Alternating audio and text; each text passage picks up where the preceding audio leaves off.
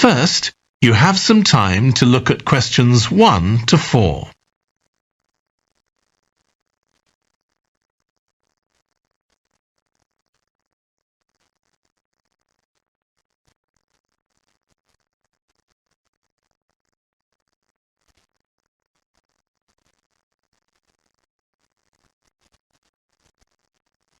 You will see that there is an example that has been done for you.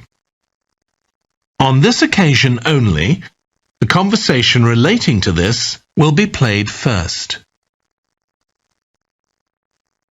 Hi, come and take a seat. Thank you. My name's Carl Rogers and I'm one of the doctors here at the Total Health Clinic.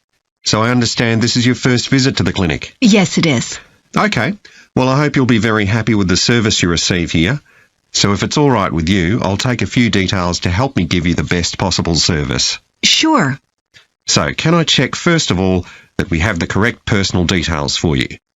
So your full name is Julie Ann Garcia. That's correct. The woman's name is Julie Ann Garcia. So Garcia has been written in the space. Now we shall begin.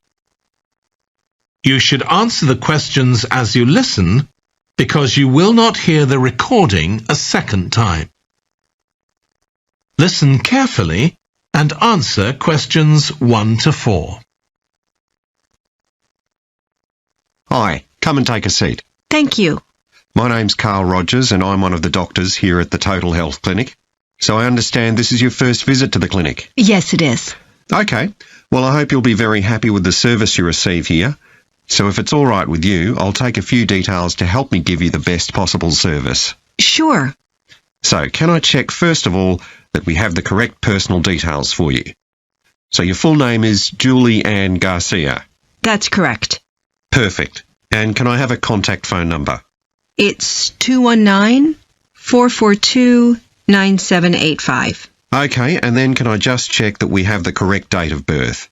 October 10th, 1992. Oh, I actually have 1991. I'll just correct that now. Right, so that's all good. Now I just need a few more personal details. Do you have an occupation, either full-time or part-time? Yes, I work full-time in Esterhazy's, you know, the restaurant chain. I started off as a waitress there a few years ago, and I'm a manager now. Oh, I know them. Yeah, they're down on 114th Street, aren't they? That's right. Yeah, I've been there a few times. I just love their salads. That's good to hear. Right, so one more thing I need to know before we talk about why you're here, Julie, and that's the name of your insurance company. It's Cawley Life Insurance. That's C-A-W-L-E-Y. Excellent. Thank you so much.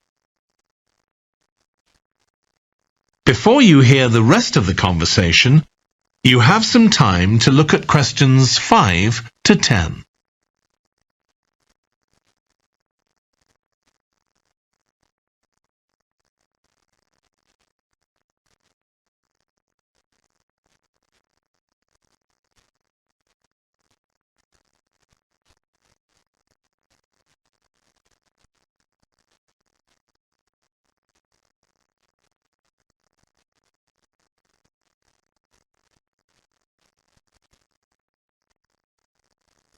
Now listen and answer questions 5 to 10.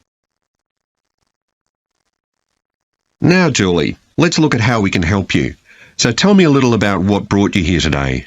Well, I've been getting a pain in my knee, the left one. Not very serious at first, but it's gotten worse, so I thought I ought to see someone about it. That's certainly the right decision. So how long have you been aware of this pain? Is it just a few days, or is it longer than that? Longer. It's been worse for the last couple of days, but it's 3 weeks since I first noticed it. It came on quite gradually, though, so I kind of ignored it at first. And have you taken any medication yourself or treated it in any way? Yeah, I've been taking medication to deal with the pain, Tylenol, and that works okay for a few hours, but I don't like to keep taking it. Okay. And what about heat treatment? Have you tried applying heat at all? No, but I have been using ice on it for the last few days. And does that seem to help the pain at all? A little, yes. Good. Now, you look as if you're quite fit normally. I am, yes. So do you do any sport on a regular basis? Yes, I play a lot of tennis. I belong to a club, so I go there a lot. I'm quite competitive, so I enjoy that side of it as well as the exercise, but I haven't gone since this started. Sure. And do you do any other types of exercise? Yeah, I sometimes do a little swimming, but usually just when I'm on vacation. But normally I go running a few times a week, maybe 3 or 4 times. So your legs are getting quite a pounding, but you haven't had any problems up to now? No, not with my legs. I did have an accident last year when I slipped and hurt my shoulder, but that's better now. Excellent. And do you have any allergies? No, none that I'm aware of. And do you take any medication on a regular basis? Well, I take vitamins, but that's all. I'm generally very healthy. Okay. Well, let's have a closer look and see what might be causing this problem. If you can just get up. That is the end of section 1. You now have half a minute to check your answers.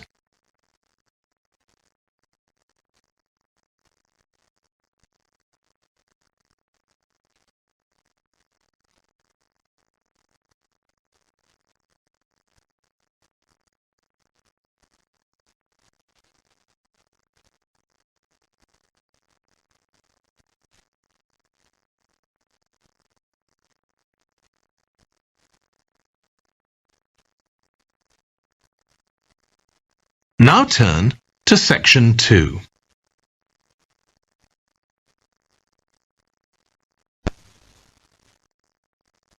Section 2. You will hear a guide talking to a group of tourists who are about to visit an English castle. First, you have some time to look at questions 11 to 15.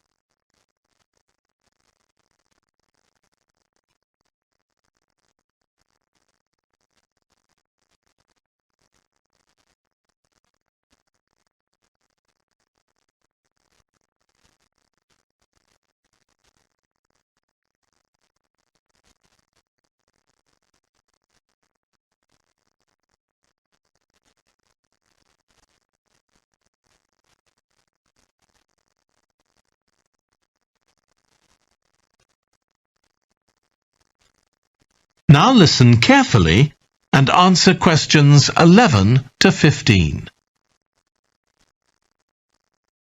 We'll be arriving at Branley Castle in about 5 minutes. But before we get there, I'll give you a little information about the castle and what our visit will include. So, in fact, there's been a castle on this site for over 1100 years. The first building was a fort constructed in 914 AD for defence against Danish invaders by King Alfred the Great's daughter, who ruled England at the time. In the following century, after the Normans conquered England, the land was given to a nobleman called Richard de Vere, and he built a castle there that stayed in the de Vere family for over 400 years. However, when Queen Elizabeth I announced that she was going to visit the castle in 1576, it was beginning to look a bit run down.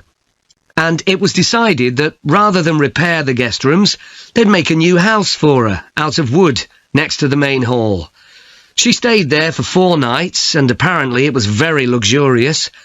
But, unfortunately, it was destroyed a few years later by fire. In the 17th century, the castle belonged to the wealthy Fennis family, who enlarged it and made it more comfortable.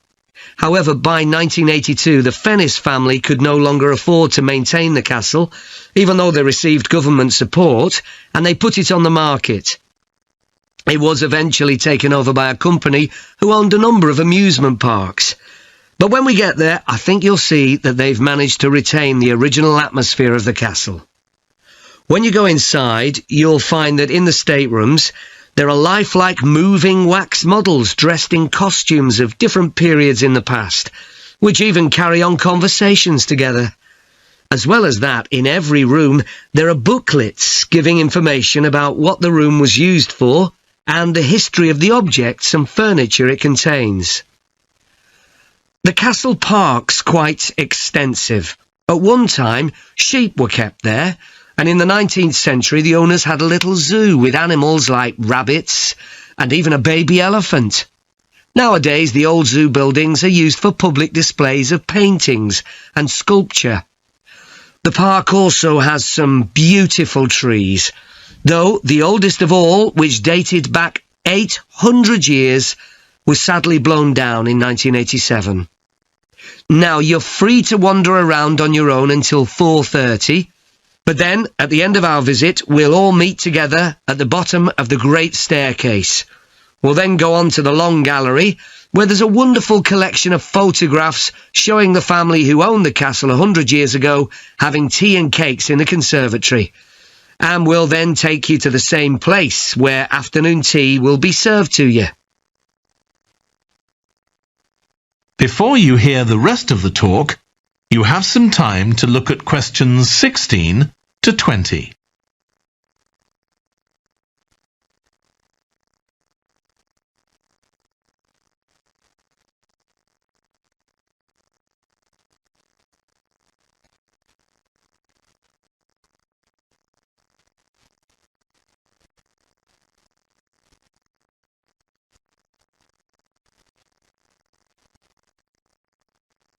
Now listen and answer questions 16 to 20.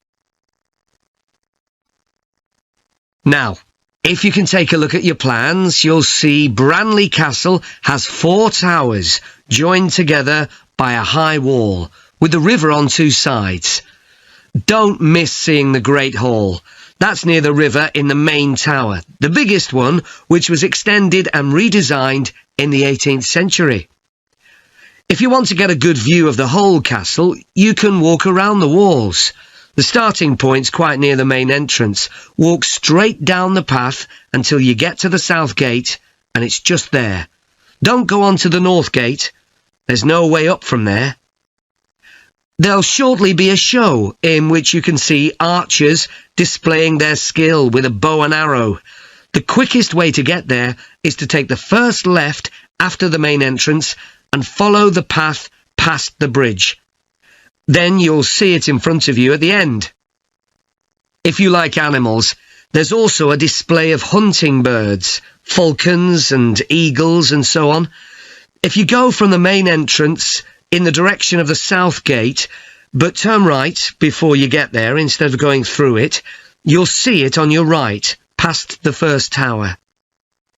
At 3 p.m, there's a short performance of traditional dancing on the outdoor stage. That's right at the other side of the castle from the entrance and over the bridge. It's about 10 minutes walk or so. And finally, the shop. It's actually inside one of the towers, but the way in is from the outside. Just take the first left after the main entrance, go down the path and take the first right. It's got some lovely gifts and souvenirs. Right, so we're just arriving. That is the end of section 2. You now have half a minute to check your answers.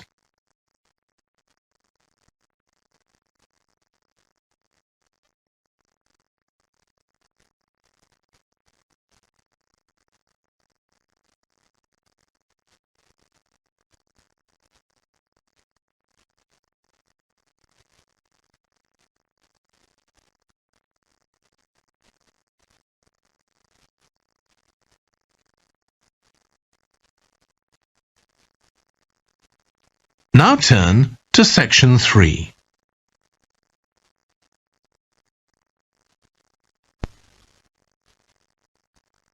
Section 3. You will hear 2 environmental science students, called Rosie and Martin, discussing their presentation on an extinct animal called the woolly mammoth with their tutor. First, you have some time to look at questions 21 to 24.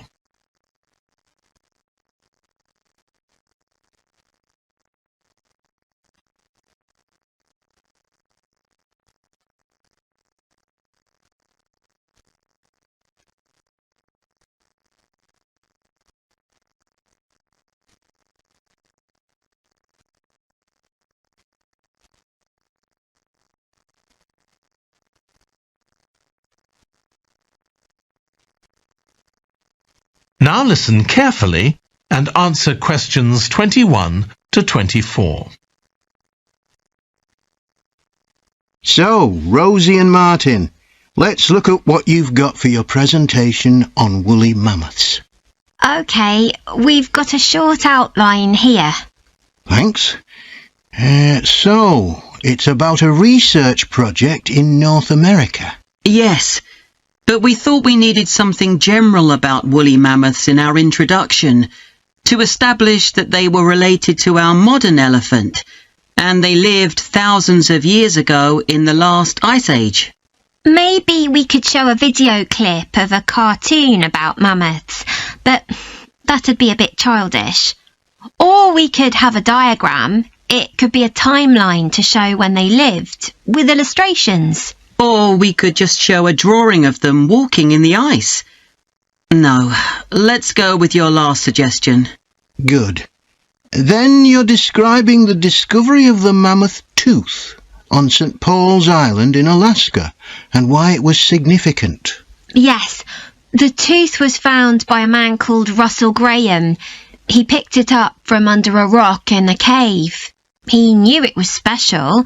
For a start, it was in really good condition, as if it had been just extracted from the animal's jawbone. Anyway, they found it was 6,500 years old. So why was that significant? Well, the mammoth bones previously found on the North American mainland were much less recent than that, so this was really amazing. Then we're making an animated diagram to show the geography of the area in prehistoric times. So, originally, St. Paul's Island wasn't an island. It was connected to the mainland, and mammoths and other animals, like bears, were able to roam around the whole area. Then the climate warmed up and the sea level began to rise, and the island got cut off from the mainland. So those mammoths on the island couldn't escape. They had to stay on the island. And in fact, the species survived there for thousands of years after they'd become extinct on the mainland. So why do you think they died out on the mainland? No one's sure. Anyway, next we'll explain how Graham and his team identified the date when the mammoths became extinct on the island. They concluded that the extinction happened 5,600 years ago, which is a very precise time for a prehistoric extinction. It's based on samples they took from mud at the bottom of a lake on the island. They analysed it to find out what had fallen in over time. Bits of plants, volcanic ash, and even DNA from the mammoths themselves. It's standard procedure, but it took nearly 2 years to do. Before you hear the rest of the discussion, you have some time to look at questions 25 to 30.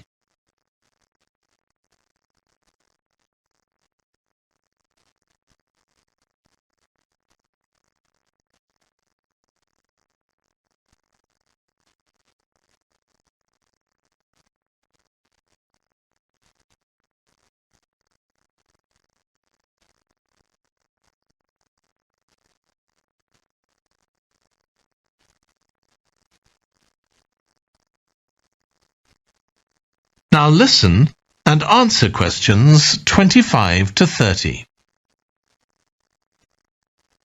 So why don't you quickly go through the main sections of your presentation and discuss what actions needed for each part? OK. So, for the introduction, we're using a visual. So once we've prepared that, we're done. I'm not sure. I think we need to write down all the ideas we want to include here, not just rely on memory. How we begin the presentation is so important. You're right. The discovery of the mammoth tooth is probably the most dramatic part, but we don't have that much information, only what we got from the online article. I thought maybe we could get in touch with the researcher who led the team and ask him to tell us a bit more. Great idea. What about the section with the initial questions asked by the researchers? We've got a lot on that, but we need to make it interesting. We could ask the audience to suggest some questions about it, and then see how many of them we can answer. I don't think it would take too long. Yes, that would add a bit of variety. Then the section on further research carried out on the island, analysing the mud in the lake. I wonder if we've actually got too much information here. Should we cut some? I don't think so, but it's all a bit muddled at present. Yes, maybe it would be better if it followed a chronological pattern. I think so. The findings and possible explanations section is just about ready, but we need to practice it so we're sure it won't overrun. I think it should be okay, but yes, let's make sure. In the last section, relevance to the present day, you've got some good ideas, but this is where you need to move away from the ideas of others and give your own viewpoint. Okay, we'll think about that. Now, shall we show you some of the... That is the end of section 3. You now have half a minute to check your answers.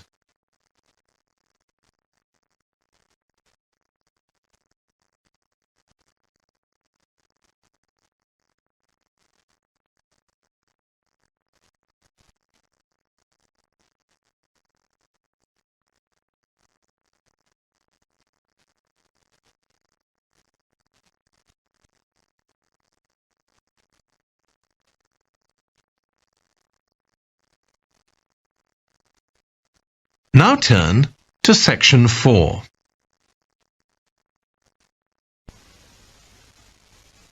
Section 4. You will hear a lecture about the history of weather forecasting.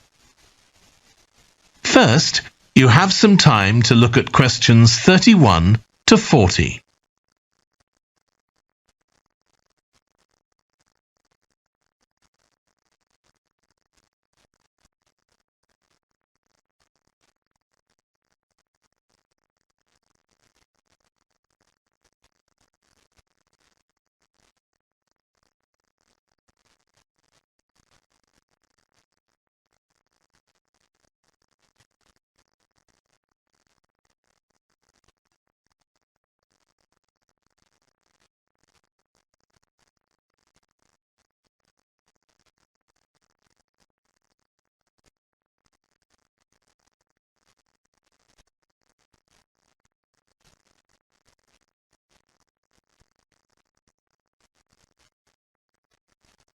Now listen carefully and answer questions 31 to 40. In this series of lectures about the history of weather forecasting, I'll start by examining its early history. That'll be the subject of today's talk. Okay, so we'll start by going back thousands of years. Most ancient cultures had weather gods, and weather catastrophes, such as floods, played an important role in many creation myths. Generally, weather was attributed to the whims of the gods, as the wide range of weather gods in various cultures shows. For instance, there's the Egyptian sun god Ra, and Thor, the Norse god of thunder and lightning. Many ancient civilizations developed rites such as dances in order to make the weather gods look kindly on them. But the weather was of daily importance. Observing the skies and drawing the correct conclusions from these observations was really important. In fact, their survival depended on it. It isn't known when people first started to observe the skies, but at around 650 BC, the Babylonians produced the first short-range weather forecasts, based on their observations of clouds and other phenomena. The Chinese also recognized weather patterns, and by 300 BC, astronomers had developed a calendar which divided the year into 24 festivals, each associated with a different weather phenomenon. The ancient Greeks were the first to develop a more scientific approach to explaining the weather. The work of the philosopher and scientist Aristotle in the 4th century BC is especially noteworthy, as his ideas held sway for nearly 2,000 years. In 340 BC, he wrote a book in which he attempted to account for the formation of rain, clouds, wind, and storms. He also described celestial phenomena such as halos, that is, bright circles of light around the sun, the moon, and bright stars, and comets. Many of his observations were surprisingly accurate. For example, he believed that heat could cause water to evaporate, but he also jumped to quite a few wrong conclusions, such as that winds are breathed out by the earth. Errors like this were rectified from the Renaissance onwards.